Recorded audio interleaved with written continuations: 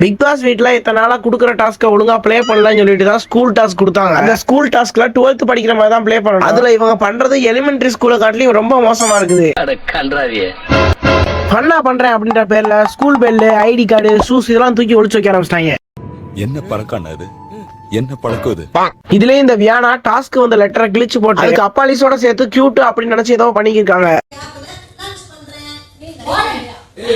கியூட்டா பண்றியா? என்னடா இந்த 2 நாள் அந்த பார்வதி எதுவுமே பிரச்சனை பண்ணல அப்படின்னு பார்த்தேன். மறுபடியும் அவங்களோட வேலையை ஆரம்பிச்சிட்டாங்க. மறுபடியும் முதல்ல இந்த ஸ்கூல் டாஸ்க்ல பார்வதி நடிக்கிற கேரக்டருக்கு ஒரு மொட்டை கடிதம் எழுதி போட்டுருவாங்க. அதை எழுதின திவ்யா, விக்ரம் 2 பேருமே தப்பு இருக்கதான் செய்யுது. இதுல பாதிக்கப்பட்டது அப்படின்னு பார்த்தோம்னா அமித்தும் பார்வதியும் தான். இதை அமித் அதை பெருசாவே எடுத்துக்கல. அதை இவங்க தான் பெருசா சீனா கிரியேட் பண்றாங்க. அதை முன்னாடி படிச்சு காமிக்கும் போது பார்வதி சிரிச்சுட்டு தான் இருப்பாங்க. அந்த பிரச்சனையை அவங்க நினைச்சிருந்தா அப்பயே முடிச்சுக்கலாம். திரும்பி யோசிச்சு எப்படி எல்லாம் பிரச்சனை பண்ணலாம்னு சொல்லிட்டு ரூம் போட்டு யோசிப்பாங்க. இதெல்லாம் பேர் எனக்கு தெரியுமா?